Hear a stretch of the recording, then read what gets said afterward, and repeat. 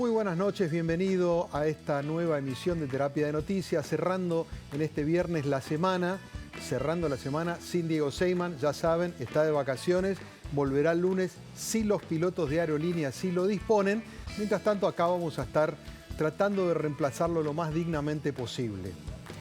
El tema con el que quería iniciar el programa de hoy tiene un signo de interrogación. ¿Salen todos? ¿Es casualidad o una coincidencia procesal?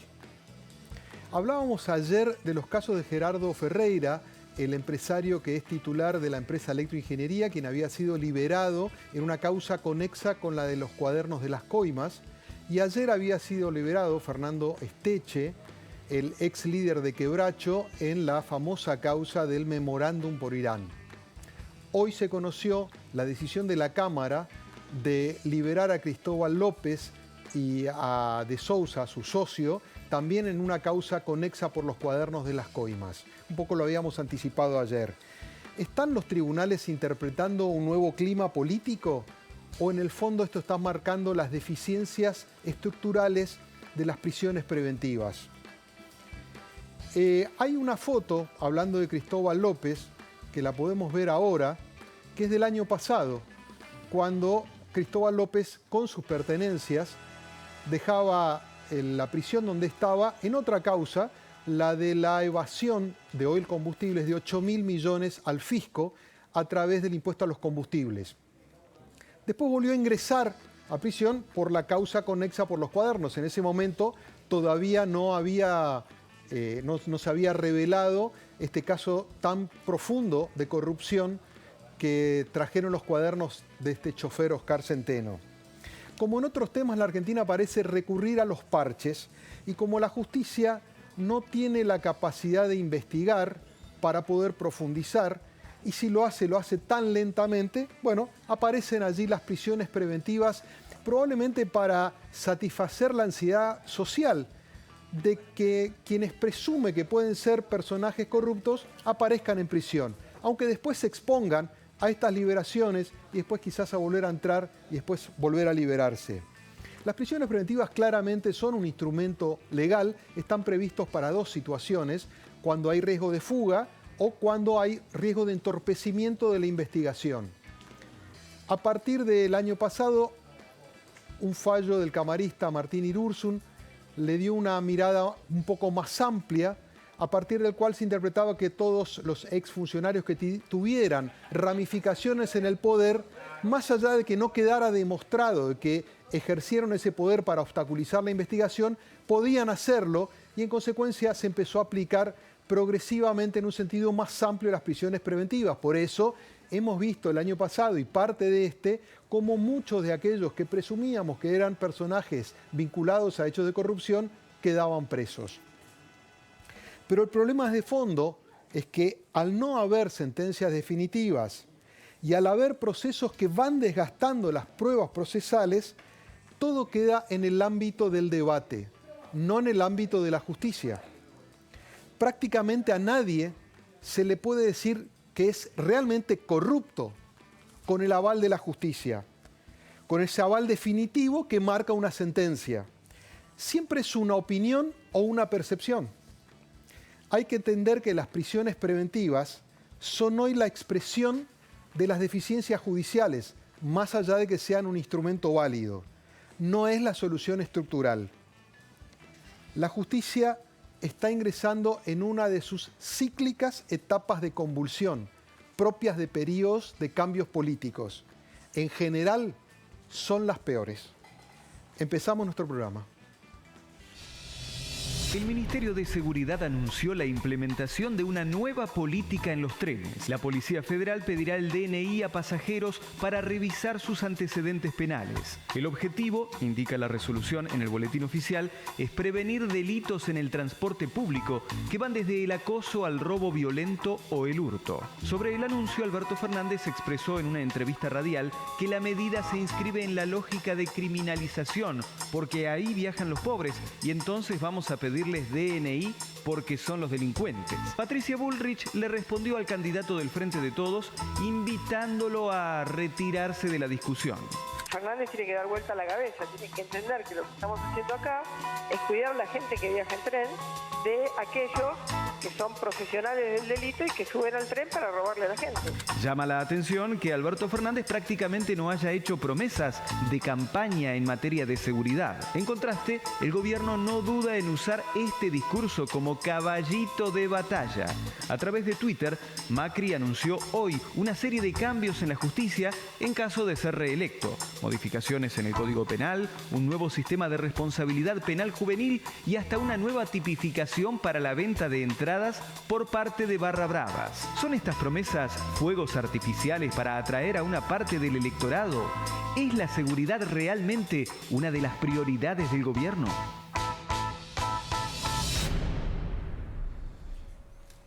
Bueno, aquí como siempre estoy acompañado, aunque sea viernes, tenemos un panel excelente, aguantamos la calidad hasta el último día de la semana.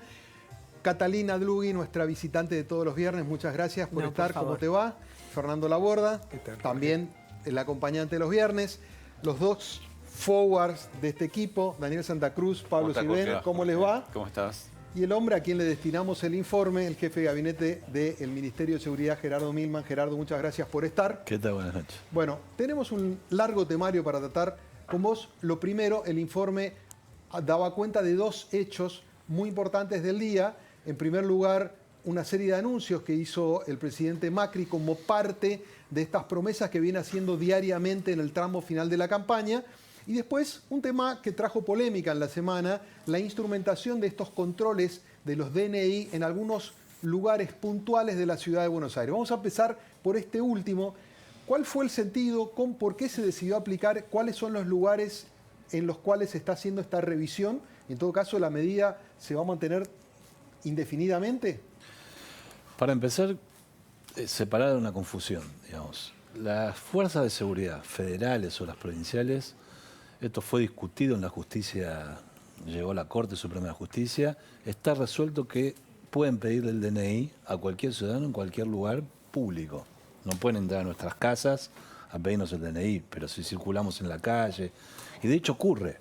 Nadie se siente criminalizado, como dice el candidato del Frente de Todos, cuando paran nuestro vehículo y el de adelante no, aleatoriamente nos tocó y nadie piden el registro, la cédula verde. Nadie que viaja en avión, que se supone que tiene mayor capacidad adquisitiva que los que viajan en trenes, se siente criminalizado, digamos, porque para subirse a un avión hay que presentar DNI y si uno viaja al extranjero, pasaporte, y si viaja con menores, una serie de documentación adicional. Nadie se siente criminalizado si toma un micro de larga distancia, donde también hay que poner el DNI y asociar la maleta o la valija o el bulto que uno lleva en el transporte a uno. El propio gobierno anterior, cuando lanzó el programa de la SUBE, lo asociaba a los DNI, digamos. La idea era poder saber cuál era el uso que más le daban, qué líneas de colectivos se usaban más, qué líneas de tren se usaban más, el subte. La SUBE original después quedó medio desvirtuado y se puede conseguir una SUBE en cualquier kiosco anónima, era saber mucho más de las personas, estaba asociado al ANSES, un cúmulo de información. Esto ocurre en cualquier país civilizado del mundo, donde la policía le puede pedir a uno el documento. De hecho, puede pasar, nosotros venimos haciendo una tarea similar en los estadios de fútbol hace varios años, el programa que llevamos adelante para evitar la violencia en el fútbol, y eso no significa que criminalicemos a todos los que van a las canchas, y nadie lo toma de esa manera.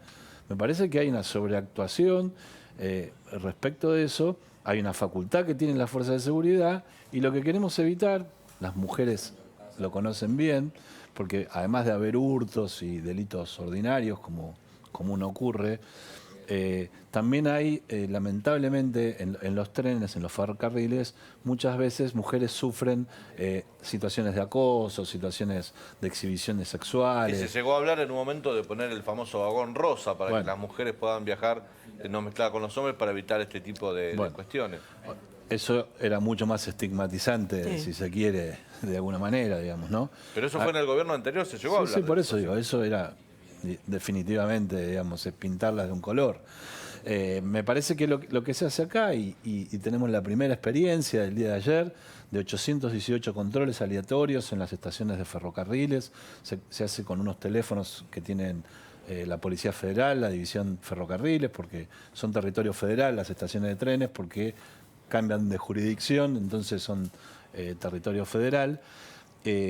Utilizan estos teléfonos que uno, al pasar el DNI o la nueva aplicación que se puede llevar en el teléfono celular, el DNI móvil, también lo registra, o si uno no lo tiene el DNI, le da el número del DNI, recibe entonces en ese teléfono el integrante de la Fuerza de Seguridad una luz roja en el caso de que tenga o una infracción cometida, un delito cometido en el tren, con lo cual esos ofensores que han cometido un delito en el tren, pero por la cuantía de la pena que le corresponde, la justicia ha resuelto que tienen una libertad, que no tienen una pena de reclusión y pueden seguir circulando. Entonces se los notifica, se les hace un acta y dicen, mira, yo sé que vos cometiste un delito en el tren, te subís al tren, tenés la libertad de hacerlo, pero sabe que el Estado sabe que vos hiciste algo que no correspondía en el tren y estamos custodiando de que no lo vuelvas a cometer. Y por otro lado tiene la base de prófugos de la justicia. Nosotros llegamos al número 10.000 de personas recapturadas de distinto orden. Hay personas que con homicidios graves, capturas graves, y otras menores, pero también importantes, como es, por ejemplo, no pagar alimentos, que la justicia requiere que se presenten y no se presentan. Bueno, ya hemos recapturado 10.000, todavía hay muchos más que están en esas condiciones. Esa base también está en esos teléfonos y en el caso de que sea una captura, bueno, se toma una decisión distinta, no comunicarle, sino ponerlo a disposición de la justicia. Ahora, asumen ustedes también que ese tema del control del DNI remite a otras épocas en las que había un temor a circular por las calles, donde la policía o las fuerzas de seguridad utilizaban o abusaban de este recurso, y eso yo creo que ha quedado impregnado y por eso se generó la polémica. Pero te vuelvo a insistir, digamos, en cualquier otro transporte público, digamos, si vos circulás con tu auto y te paran, tenés que mostrar el DNI.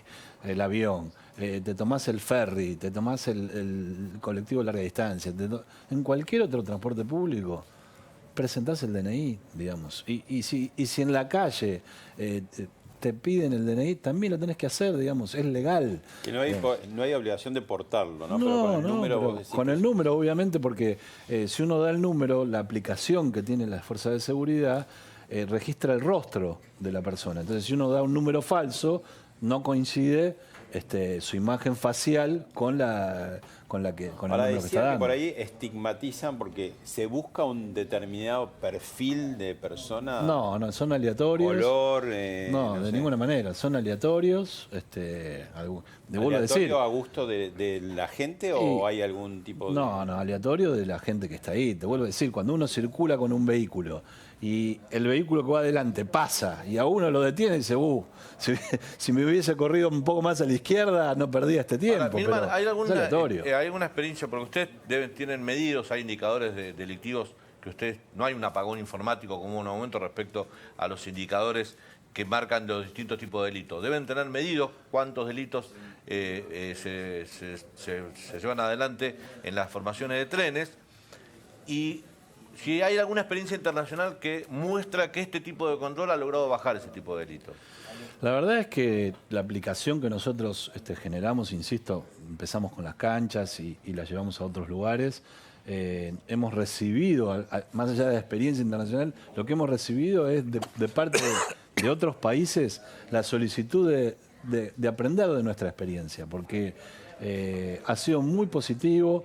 Le contaba a Pablo fuera de cámara. El programa es Tribuna Segura, ¿no? Tribuna Segura, efectivamente, que que nosotros le dijimos a Campanella que si recordarán El secreto de sus ojos, el cierre de su película, que terminan deteniendo a alguien en un estadio de fútbol, parecía un poco irreal en el medio de la multitud, pero que sistemáticamente, fin de semana tras fin de semana, tenemos 5, 6, a veces 10 capturas de personas que están prófugas y concurren a los estadios a sabiendas de que... Algunos graves, ¿no? Algunos muy graves, Ahora vamos a con hablar pedidos de también porque homicidios. Justamente hoy se habló del tema de la ley antibarras. Ahora, ¿por qué en este momento se instrumenta? Porque naturalmente a menos de un mes de la elección lo primero que uno piensa es un tinte electoral. Mira, Jorge, yo debo haber venido a este programa a principios de año, el año pasado, y cada vez que instrumentamos algo dice, ¿y esto no es para la campaña electoral? Y la verdad es que la ciudadanía votó a estas autoridades desde el 10 de diciembre del 2015 al 10 de diciembre de este año, y veremos cuál es el próximo gobierno. Y lo que hay que hacer es gobernar, digamos. Y si se meten, y durante la campaña no se puede dejar de cobrar impuestos, no se puede dejar de tomar medidas, digamos, es lo lógico, digamos. Y nosotros venimos tomando medidas, hemos reducido los homicidios en 3 años y poco más de medio año en más de 35%, digamos. Y son números muy importantes. Hoy la Argentina, a pesar de que tenemos una creencia diferente, digamos, creemos que otros países son más seguros que la Argentina, en este delito, que es el peor de todos, porque no tiene vuelta atrás, hemos reducido en 35%. Hoy vamos a terminar seguramente este año con una tasa de 5 cada 100.000, que nos gustaría que fuera mejor. Obviamente solo Chile tiene una tasa mejor que la Argentina en la región, pero la hemos podido reducir. Y eso no es fruto de una campaña electoral, eso es fruto de un trabajo. Perdón, Milman, sí, pero lo llamativo sí, es que este tipo de medidas en materia de seguridad salen de boca del propio presidente de la Nación, que eso no es algo que ocurre todos los días, ¿no? No, esta medida es una resolución del Ministerio y, por supuesto, digamos, lo que ha planteado el presidente de la Nación. Nosotros enviamos la ley de Barra 2 veces al Congreso. Hoy el presidente habló de este tema, pero durante estos 3 años y medio, 2 veces enviamos la ley. Se discutió en el recinto, tuvo dictamen de comisión, volvió a la comisión, digamos, fue aprobada en general y por un artículo volvió a comisión y quedó ahí. Efectivamente. ¿Por qué no sale la ley? ¿Qué interpretación hace usted de la oposición a la sanción de esta legislación?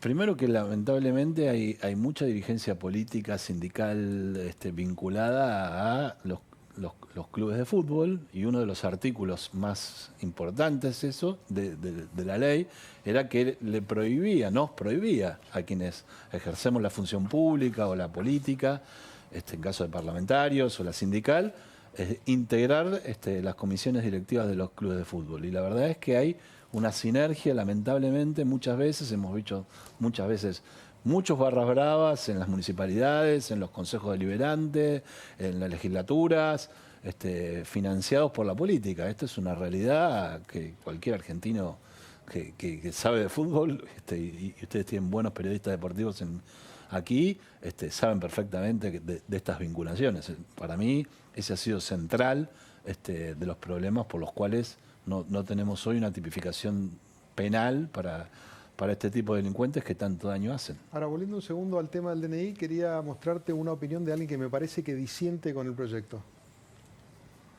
Ahí tenemos a Agustín Rossi, que dice: anuncian que las fuerzas federales van a pedir documentos a los ciudadanos que viajen en tren, y por qué no a los que viajan en avión, por qué no a las estaciones de trenes, por qué en las estaciones de trenes y no en los aeropuertos, por qué solo en la estación Retiro y no unos metros más allá en el patio Bullrich.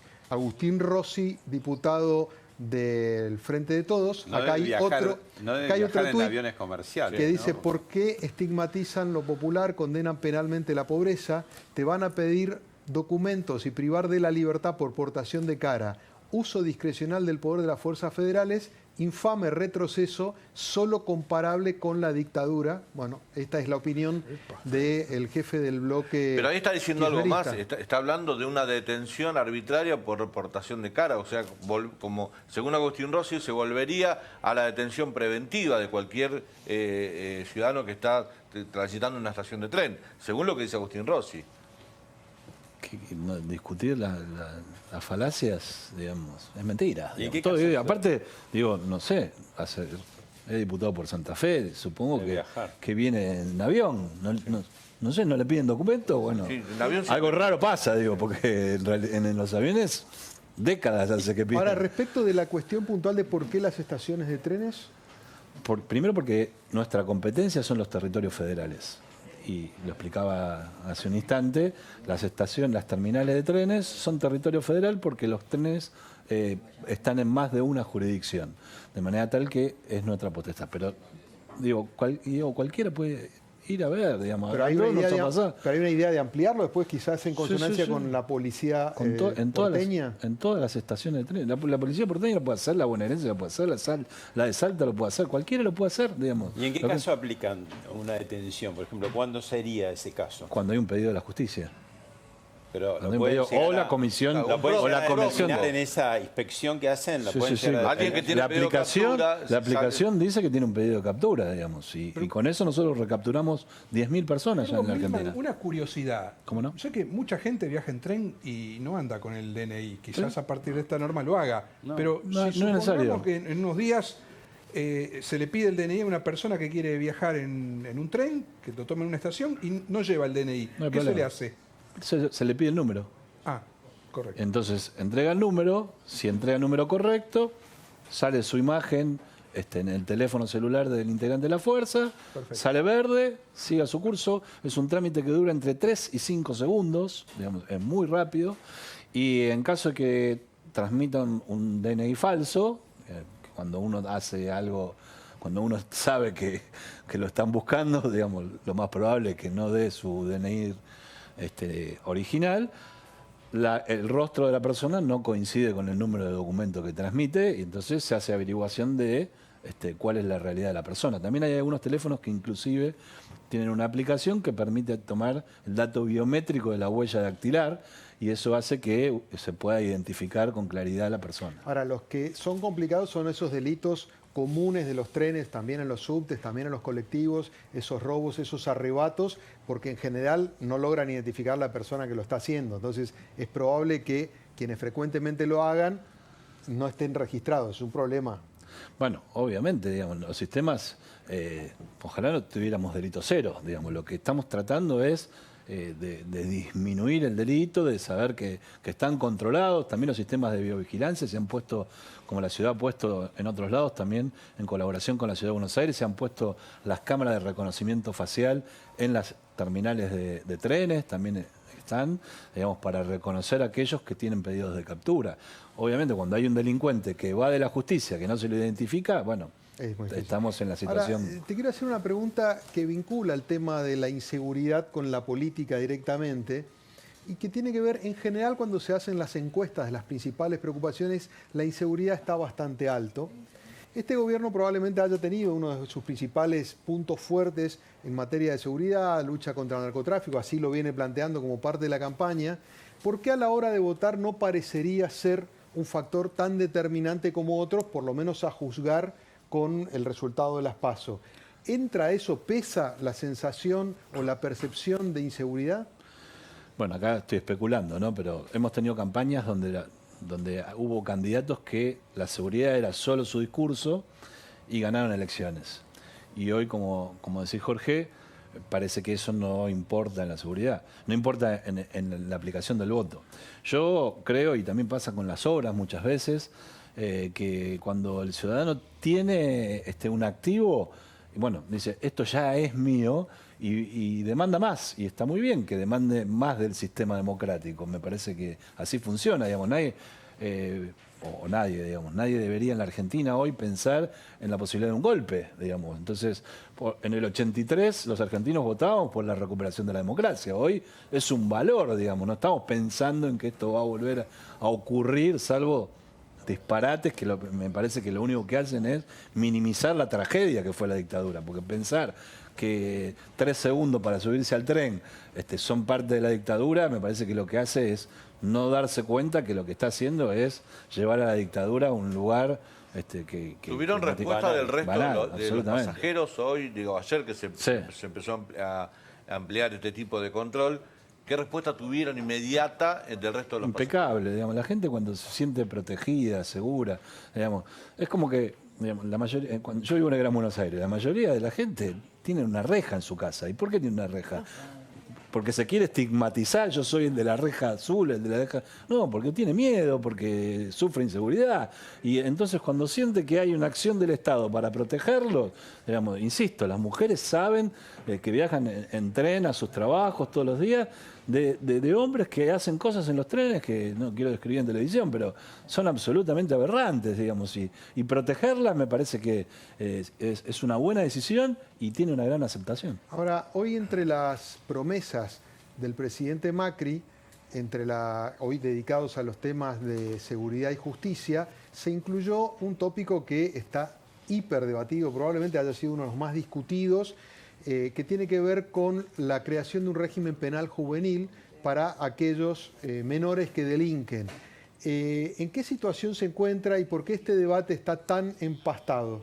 Bueno, porque también nosotros somos un gobierno que no ha tenido mayoría en las cámaras, se envió el proyecto de ley al Congreso y el Congreso no lo ha discutido, digamos. Si en el Congreso yo he sido diputado de la Nación hace algunos años y hay proyectos de este tipo a decenas, digamos, pero lo que no hay es una voluntad política por parte para generar una mayoría en respecto de esto, digamos. También es como pensar que no hay que hacer nada con el joven o con el menor que delinque por solo hecho que tiene un problema. Al contrario, el primer indicio que da un joven, digamos, que cuando tiene 15 años, cuando tiene 14 años, ahí es cuando el Estado tiene que actuar. No de la misma manera que actúa por ahí con alguien que es reincidente, con alguien que trafica droga o con alguien que... Bueno, la diputada Carrió hace 10 años o 15 que está lleno, pero de un proyecto de régimen penal juvenil que es parecido a lo que sugirió hoy el presidente en Twitter. Está lleno de todos los colores políticos, honestamente, digo, no es que hay...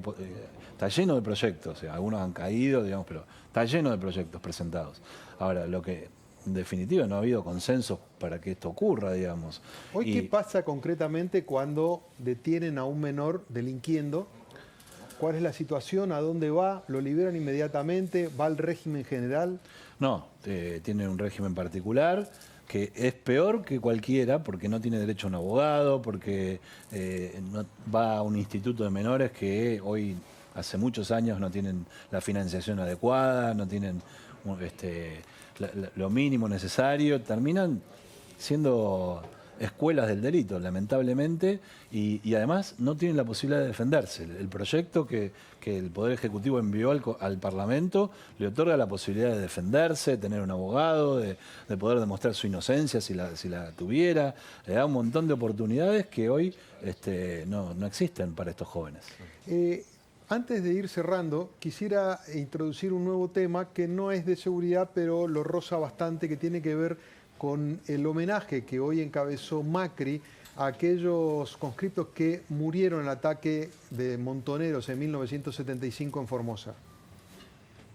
Decirles que en función del paso del tiempo y la no respuesta del Congreso, después de muchos años de esfuerzo que empezaron con el ex diputado nacional por Formosa, mi querido Ricardo Burjaile, para darles un beneficio indemnizatorio a las familias, hemos decidido otorgar un subsidio extraordinario a los familiares de los fallecidos, en defensa del Regimiento de Infantería de Monte número 29.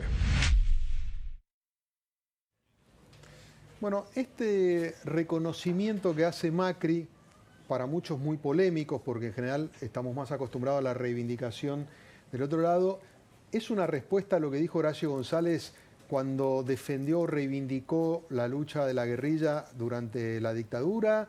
¿Es algo que lo venían pensando? No, para mí no hay respuesta posible para la reivindicación de la violencia. Digamos, venga de donde venga, digamos, uno la tiene que... Yo no estoy de acuerdo con la violencia, digamos, no me importa de dónde venga, digamos, la verdad es que no levanto otra posición para igualar una posición que reivindica la violencia. Acá estamos hablando de conscriptos. Hemos tenido debates ahora con el servicio cívico voluntario, pero digamos, en aquella época había servicio militar obligatorio y eran chicos de 18 años que eran obligados a ir a entrar a las Fuerzas Armadas y a obedecer las órdenes de, en este caso, los integrantes de la Fuerza Armada de la época, que todos conocemos. Este es un caso muy polémico, Milman, porque cuando Montoneros atacó el regimiento de Formosa, algunas bajas tuvo también Montoneros en ese ataque, y esos combatientes montoneros, sus familias con el tiempo recibieron un resarcimiento del Estado, a pesar de que en democracia ese joven atacó un regimiento. Pero los soldados, los que murieron, los colimbas, porque eran colimbas, chicos de 18 años, pasaron más de 40 años y no habían recibido ningún tipo de resarcimiento o atención de parte del Estado. Y siempre fue muy polémico, y es cierto que en el Congreso varias veces se trató esto y nunca se pudo llegar a un acuerdo. Ahora, la pregunta concreta era si esto surgió después de lo de Horacio González o era algo que ustedes venían... No, esto, por eso digo, como decía Daniel, esto hay proyectos de ley, digamos, estamos hablando de chicos absolutamente inocentes de cualquier cuestión, digamos, que sufrieron un ataque de un grupo armado, de militancia armada en aquel entonces, y encontraron la muerte, lamentablemente, digamos, y lo que se hace es reivindicar a su familia. Estos no son delitos, no son personas que hayan cometido delitos de lesa humanidad, estamos hablando de otra cosa. Por lo tanto, digamos, responder a una reivindicación de la violencia con otra cosa, que lo que tiene que ver es que chicos inocentes, 18 años, hoy diría que estigmatizados, digamos, los diríamos, responder a sus familias que han tenido estas pérdidas hace ya 40 años, la verdad que me parece un hecho de justicia. Gerardo Milman, muchísimas gracias a ustedes por venir esta noche con nosotros. ¿Tenés un mensaje? Sí, déjame contarte que cuando una empresa busca ampliar sus medidas de seguridad, debe pensar también en cuidar su información. Por eso, FiberCorp Telecom brinda soluciones para proteger integralmente a tu empresa. FiberCorp Telecom, el partner tecnológico que tu empresa necesita. En FiberCorp Telecom brindamos soluciones para proteger integralmente